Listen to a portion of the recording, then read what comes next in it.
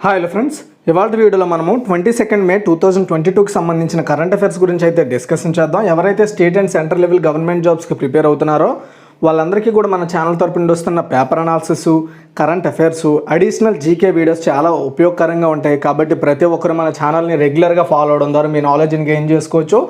మీరు ఎగ్జామ్స్లో ఎక్కువ స్కోర్ చేయడానికి మన ఛానల్ మీకు చాలా యూస్ఫుల్గా ఉంటుంది. గైస్, ఇండియాలోనే the largest learning platform and academy and APSC, TSPSC ఉద్యోగాలకి, ఎస్ఐ కానిస్టేబుల్ ఉద్యోగాలకి ఎవరైతే ప్రిపేర్ అవుతున్నారో వాళ్ళకి మంచి ప్లాట్ఫామ్ అనమాట ఇది. రక్షక్ అనే పేరుతో ఎవరైతే ఎస్ఐ కానిస్టేబుల్ ఉద్యోగాలకు ప్రిపేర్ అవుతున్నారో ఏపీ అండ్ తెలంగాణలో వాళ్ళందరికీ కూడా పర్టికులర్ ఒక బ్యాచ్ కోర్స్ని అయితే స్టార్ట్ చేయబోతున్నారు 5 ఎడ్యుకేటర్ల ద్వారా. ఇది 18th మే అయితే స్టార్ట్ కాబోతుందండి.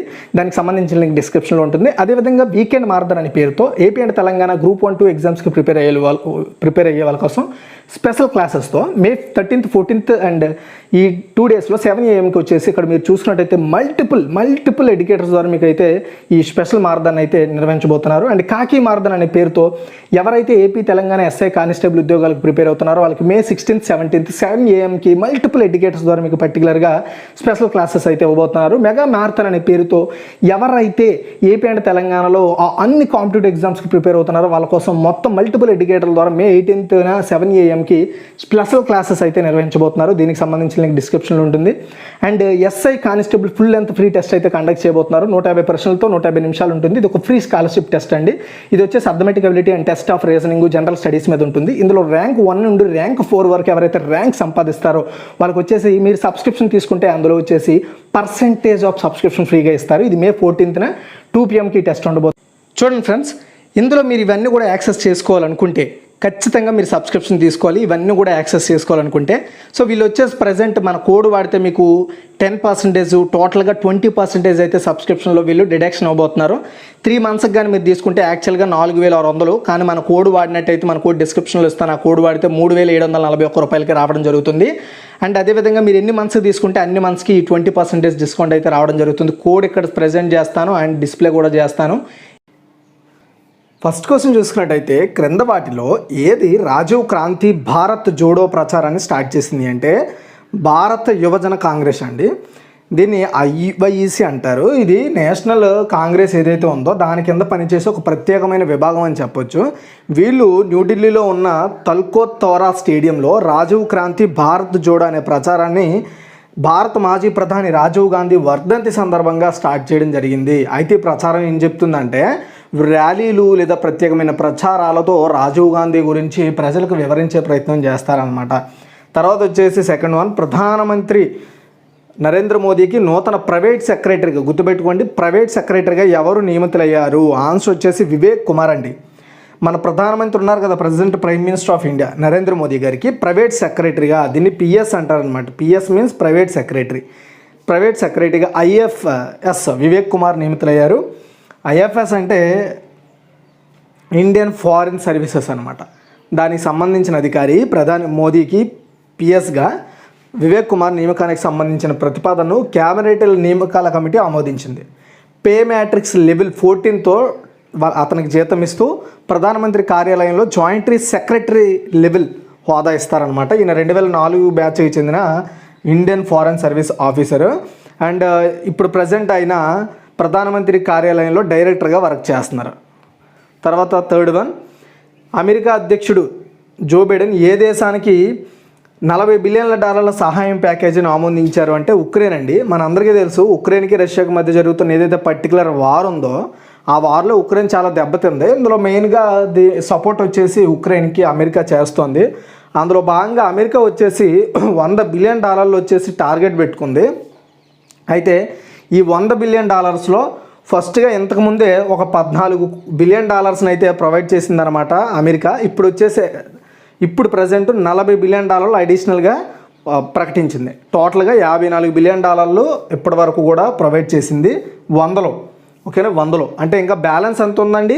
ఇంకా బ్యాలెన్స్ వచ్చేసి $46 బిలియన్ వచ్చేసి బ్యాలెన్స్ అయితే ఉంది. ఇది ఫర్దర్గా ఇవ్వడం జరుగుతుంది. అంటే విడతల వారిగా ఇస్తారు, ఒకేసారి కాకుండా. ఓకే, US దీనికి సంబంధించిన పేపర్స్ మీద సైన్ అయితే చేశారు జో బైడెన్. అండ్ వైట్ హౌస్లో ఉండే మెంబర్స్ కూడా దీనికి అప్రూవల్ ఇవ్వడంతో ఈ డబ్బులు వచ్చేసి యుక్రెయిన్కి అయితే సపోర్ట్గా వెళ్తాయి. తర్వాత 4, ఆస్ట్రేలియా దేశానికి నూతన ప్రధానమంత్రి ఎవరు? చాలా ఇంపార్టెంట్ అండి ఇది. ఆన్సర్ వచ్చేసి ఆంటోనీ ఆల్బనీస్. ఆస్ట్రేలియా నూతన ప్రధానిగా ఆంటోనీ ఆల్బనీస్ ఎన్నిక కావడం జరిగింది. రీసెంట్గా జరిగిన పార్లమెంట్ ఎన్నికల్లో ప్రధాని స్కాట్ మారిసన్ నేతృత్వంలో లిబరల్ నేషనల్ కూటమిపై విపక్ష లేబర్ పార్టీ ఘన విజయం సాధించింది. అంటే ఇంతకుముందు ప్రధానమంత్రిగా ఉన్న స్కాట్ మారిసన్, అదేవిధంగా అతనికి ఆపోనెంట్ అయిన ఆంటోనీ ఆల్బనీస్ మధ్య జరిగిన ఎన్నికల పర్వంలో ఆంటోనీ ఆల్బనీస్ అయితే గెలవడం జరిగింది. మొత్తం 151 స్థానాలకు గాను 72 స్థానాలు గెలుచుకోగా అండ్ ఇంకొన్ని ఇండిపెండెంట్ సీట్స్ కూడా ఈ ఆంటోనీ ఆల్బనీస్కి సపోర్ట్ చేయడం ద్వారా ఆయన ప్రధానమంత్రిగా ఎన్నిక కావడం జరిగింది. ఓకే, దీంతో ఆస్ట్రేలియాకు 31వ ప్రధానిగా ఆంటోనీ ఆల్బనీస్ అయితే బాధ్యతలు చేపట్టబోతున్నారు. అండ్ 2007 తర్వాత లేబర్ పార్టీ అధికారంలోకి రావడం ఇదే ఫస్ట్ టైం. తర్వాత క్రింద వాటిలో ఏ బ్యాంకు యూపీఐ చెల్లింపు సేవలను అందించడానికి అమెజాన్ పేతో జతకట్టింది? ఓకే, ఆన్సర్ చూసుకున్నట్టయితే ఆర్బిఎల్ బ్యాంక్ అండి.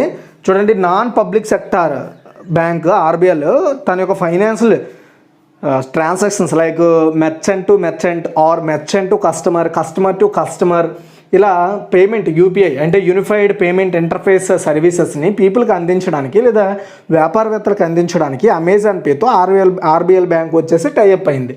సో ఈ అమెజాన్ పే ద్వారా దాని ట్రాన్సాక్షన్ సిస్టమ్ ద్వారా ఆర్బిఎల్ లెక్కపై ఈ ఆన్లైన్ లైక్ యూపీఐ పేమెంట్ చేస్తుంది ఫ్యూచర్లో. తర్వాత 6th వన్, పునరుత్పాదక ఇంధన ప్రాజెక్టుల అభివృద్ధిలో సహకారం కోసం, గుర్తుపెట్టుకోండి, సహకారం కోసం ఏ రాష్ట్ర ప్రభుత్వం భారత్ పెట్రోలియం కార్పొరేషన్ లిమిటెడ్తో ఒప్పందం కుదుర్చుకుందంటే ఉత్తరాఖండ్ అండి. సో ఉత్తరాఖండ్ రాష్ట్రం పునరుత్పాదక ఇంధన ప్రాజెక్టుల్లో 100%గా వీటి మీద డిపెండ్ అయ్యేలా ప్రయత్నాలు చేయడానికి, సో అలా ప్రయత్నాలు చేయాలంటే ఎవరో ఒకరు హెల్ప్ తీసుకోవాలి కదండి. అందుకోసం అనేసి భారత ప్రభుత్వంచే నడుస్తున్న భారత పెట్రోలియం కార్పొరేషన్ లిమిటెడ్తో ఒప్పందం చేసుకుంది. అది కూడా ఉత్తరాఖండ్ ముఖ్యమంత్రి పుష్కర్ సింగ్ ధామీ సమక్షంలో. ఉత్తరాఖండ్లో పునరుత్పాదక ఇంధన అభివృద్ధికి కంపెనీ పనిచేస్తుందని ప్రజెంట్ ఈ భారత petroleum corporation limited CMD Arun Kumar Singh announce చేశారు. ఉత్తరాఖండ్ను ఇంధన మిగులు రాష్ట్రంగా, అంటే ఇంధనం కొరత లేకుండా ఇంకా ఇంధనం వాళ్ళ దగ్గర స్టోర్ చేసుకొని అక్కడ ఉండే పీపుల్కి ఎలాంటి ఇంధన ఇబ్బందులు అంటే కరెంటు విద్యుత్ ఇబ్బందులు ఏమి లేకుండా చేయాలనేదే వాళ్ళ టార్గెట్ అంట. దీనికోసమే వీళ్ళు ఏదైతే సోలార్ ఎనర్జీ ప్రాజెక్టులు, ఇతర ప్రాజెక్టులు ఏవైతే చేపడుతున్నారో వాటన్నింటినీ సమగ్రంగా నిర్వహించడం కోసం సో ఈ భారత్ పెట్రోలియం కార్పొరేషన్తో ఒప్పందం చేసుకున్నారని చెప్తున్నారు. 7th వన్, అమెజాన్ స్పావ్ ఎంటర్ప్రెన్యూర్షిప్ ఛాలెంజ్ 2022లో మొదటి బహుమతిని ఎవరు గెలుచుకున్నారు? ఆన్సర్ వచ్చేసి సుభాష్ ఓలా అండి. ఆవిరిని రీసైక్లింగ్ చేసి దాని ద్వారా బాయిలర్లో ఎనర్జీని స్టోర్ చేసే కొత్త టెక్నాలజీని అభివృద్ధి చేసిన రాజస్థాన్కి చెందిన ఒక ఆవిష్కర్త సుభాష్ ఓలా అమెజాన్ స్పావ్ ఎంటర్ప్రెన్యూర్షిప్ ఛాలెంజ్ 2022 కోసం మొదటి బహుమతిని గెలుచుకున్నాడు. అంటే ఈ పర్టికులర్గా ఈ అమెజాన్ స్పావ్ ఎంటర్ప్రెన్యూర్షిప్ ఛాలెంజ్ అనేది ఈ సంవత్సరం నుండే స్టార్ట్ అయింది. ఈ ఛాలెంజ్లో ఫస్ట్ అవార్డు గెలుచుకున్నది సుభాష్ ఓలా అనమాట. ఆయన ఏం చేశారండి, ఆవిరిని తీసుకొని బాయిలర్లో ఆ ఎనర్జీని స్టోర్ చేసి కొత్త టెక్నాలజీని, అంటే ఆవిరి ద్వారా ఎనర్జీని తయారయ్యే ఒక కొత్త బాయిలర్ని ఆయన డెవలప్ చేశాడనమాట. అమెజాన్ స్పావ్ ఎంటర్ప్రెన్యూర్షిప్ ఛాలెంజ్ అనేది దేనికోసం అంటే మన ఇండియాలోనే కాదు, నార్మల్గా స్టార్టప్ కంపెనీలు ఏవైతే ఉంటాయో అందులో మెయిన్గా మన ఇండియాలో ఉండే స్టార్టప్లు ఏవైతే ఉంటాయో ఆ స్టార్టప్స్కి సహాయం, అంటే ఇందులో గెలిచిన ఎవరైతే స్టార్టప్స్ ఉంటాయో వాళ్ళకి వ్యక్తిగతంగా కంపెనీ పరంగా సహాయం అందిస్తుంది అనమాట. అంటే కంపెనీ డెవలప్ అవ్వడానికి బూస్ట్ ఇస్తుంది ఈ ఛాలెంజ్ అనేది.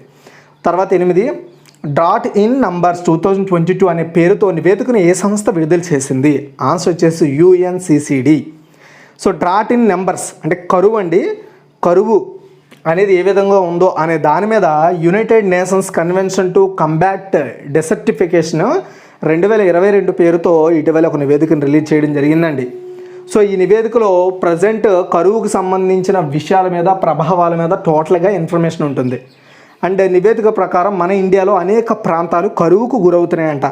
తీవ్రమైన కరువుల కారణంగా మన ఇండియా స్థూల దేశీయోత్పత్తి జీడిపి అంటాము, ఇది 1998 మరియు 2007 మధ్య 2 నుండి 5% తగ్గిపోయిందంట. ఆఫ్ఘనిస్తాన్, సోమాలియా, దక్షిణ Sudan, Syria, Pakistan and USA సహా 23 దేశాలు 2020 మరియు 2022 మధ్య కరువు అత్యవసర పరిస్థితులు ఎదుర్కొన్నాయని చెప్పింది. 1998 మరియు 2017 మధ్య కరువు కారణంగా ప్రపంచవ్యాప్తంగా దాదాపు 124 బిలియన్ల ఆర్థిక నష్టాలు, $124 బిలియన్ ఆర్థిక నష్టాలు వచ్చాయంట. 2000 నుండి 2019 వరకు కూడా ప్రపంచవ్యాప్తంగా 1 బిలియన్ కంటే ఎక్కువ మంది ప్రజలు కరువు బారిన పడ్డారు. కరువు కారణంగా మహిళలు విద్య, పౌష్టికాహారం, ఆరోగ్యం, పారిశుద్ధ్యం వంటి సమస్యలతో ఇబ్బంది పడుతున్నారట. తర్వాత 9, ఇన్ఫోసిస్ సంస్థ నూతన సీఈఓగా ఎవరు నియమితులయ్యారు? ఆన్సర్ వచ్చేసి సలీల్ పరేఖ్. సో ఐటీ దిగ్గజం అంటే ఐటీలో ప్రముఖ కంపెనీ ఇన్ఫోసిస్కి సీఈఓ అండ్ ఎండీగా అంటే మేనేజింగ్ డైరెక్టర్గా సలీల్ పరేఖ్ మరోసారి నియమితులయ్యారు. ఆయన మరో 5 ఇయర్స్ పాటు ఆ పదవిలో కొనసాగడానికి ఆ సంస్థ బోర్డు ఏదైతే ఉంటుందో ఆ బోర్డు ఆమోదం తెలిపింది. పరేఖ్ 2018 జనవరి నుంచి ఇన్ఫోసిస్ సీఈఓగా వర్క్ చేస్తున్నారు. ఐఐటి బాంబే నుంచి ఏరోనాటికల్ ఇంజనీరింగ్ కంప్లీట్ చేసిన పరేఖ్ ఐటీ రంగంలో దాదాపు 30 ఇయర్స్ ఎక్స్పీరియన్స్ పొందాడు.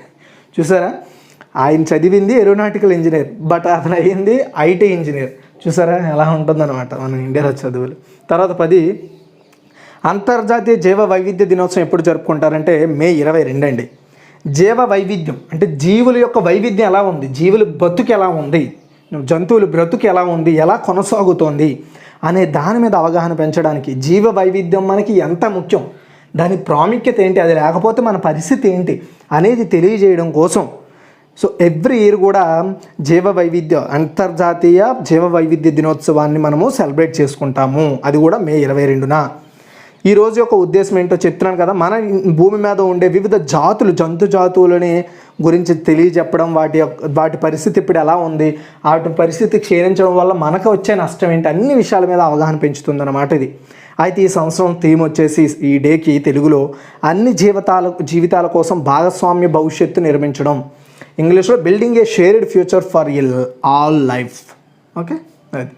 సో నెక్స్ట్ క్వశ్చన్, అంతర్జాతీయ జీవ వైవిధ్య దినోత్సవం సందర్భంగా బయోలాజికల్ డైవర్సిటీ ఎగ్జిబిషన్ను చెన్నై కలైవనార్ అరంగం ఆడిటోరియంలో ఎవరు ప్రారంభించారు? ఆన్సర్ వచ్చేసి శ్రీ భూపేంద్ర యాదవ్ అండి. చూడండి, అంతర్జాతీయ జీవ వైవిధ్య దినోత్సవం వేడుకల సందర్భంగా ఆదివారం అంటే 22 మే 2022న చెన్నైలోని కలైవనార్ అరంగం అనే ఆడిటోరియంలో బయోలాజికల్ డైవర్సిటీ ఎగ్జిబిషన్ను కేంద్ర పర్యావరణ, అటవీ అండ్ వాతావరణ మార్పుల శాఖ మంత్రి భూపేంద్ర యాదవ్ గారు స్టార్ట్ చేశారు. చెన్నైలో జరిగిన ఈ ఎగ్జిబిషన్లో కేరళ, ఆంధ్రప్రదేశ్, అస్సాం, గుజరాత్ సహా అనేక బయోడైవర్సిటీ బోర్డులు ఏవైతే ఉన్నాయో ఆ రాష్ట్రాలన్నీ కూడా వచ్చి తమ ఉత్పత్తులని అంటే వాళ్ళు ఏం డెసిషన్స్ తీసుకుంటున్నారు, అడవుల్లో ఉండే జంతువులు కావచ్చు, లేదా బయోడైవర్సిటీ పరంగా వాళ్ళు ఏమేమి నిర్ణయాలు లేదంటే ఏంటి పద్ధతులు, పాలసీలు అవలంబిస్తున్నారో ఆయా రాష్ట్రాలు అనేది ఇక్కడ షో చేసి మిగతా రాష్ట్రాల వాటిని కూడా తెలుసుకొని అవి కూడా అక్కడ ఇంప్లిమెంటేషన్ చేయడానికి ఉపయోగపడుతుంది. అదేవిధంగా ఆ ఎగ్జిబిషన్ పీపుల్కి రీచ్ అవ్వడం, ప్రపంచవ్యాప్తంగా తెలియజేయడం గురించి ఉపయోగపడుతుందండి. ఓకేనా, ఇది ఓవరాల్గా ఈరోజు యొక్క కరెంట్ అఫైర్స్. ఒక్కసారి మనం క్విక్ రివ్యూ చూద్దాం. క్రింద వాటిలో ఏది రాజీవ్ క్రాంత్ భారత్ జోడో ప్రచారాన్ని స్టార్ట్ చేశారంటే భారత యువజన కాంగ్రెస్. తర్వాత ప్రధానమంత్రి నరేంద్ర మోదీకి నూతన ప్రైవేట్ సెక్రటరీగా ఎవరు నియమితులారంటే వివేక్ కుమార్. అమెరికా అధ్యక్షుడు జో బైడెన్ ఏ దేశానికి $40 బిలియన్ల సహాయ ప్యాకేజీని ఆమోదించారు అంటే ఉక్రెయిన్ కండి. ఇంతకుముందే $14 బిలియన్ ఆమోదించారు. ఇప్పుడు ఇది సెకండ్ టర్మ్, మేబీ ఇంకొక 2 టర్మ్స్ ఆర్ 1 టర్మ్ ఉండొచ్చు. ఇంకా వీళ్ళు టార్గెట్ ఏంటంటే $100 బిలియన్ టార్గెట్. అందులో ఇప్పటికే $54 బిలియన్ కంప్లీట్ అయ్యాయి. తర్వాత ఆస్ట్రేలియన్ దేశ నూతన ప్రధానమంత్రి ఎవరు అంటే ఆంటోనీ ఆల్బనీస్. తర్వాత వచ్చేసి ఈ క్రింద వాటిలో ఏ బ్యాంకు యూపీఐ చెల్లింపు సేవలను అందించడానికి అమెజాన్ పేతో జత కట్టింది అంటే ఆర్బీఐ బ్యాంక్ అండి. పునరుత్పాదక ఇంధన ప్రాజెక్టు అభివృద్ధిలో సహకారం కోసం ఏ రాష్ట్ర ప్రభుత్వం భారత పెట్రోలియం కార్పొరేషన్ లిమిటెడ్తో ఒప్పందం కుదుర్చుకుందంటే Uttarakhand.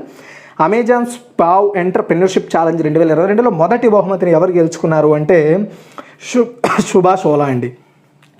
And drought in numbers 2022 అనే పేరుతో నివేదికను ఏ సంస్థ విడుదల చేసిందంటే UNCCD.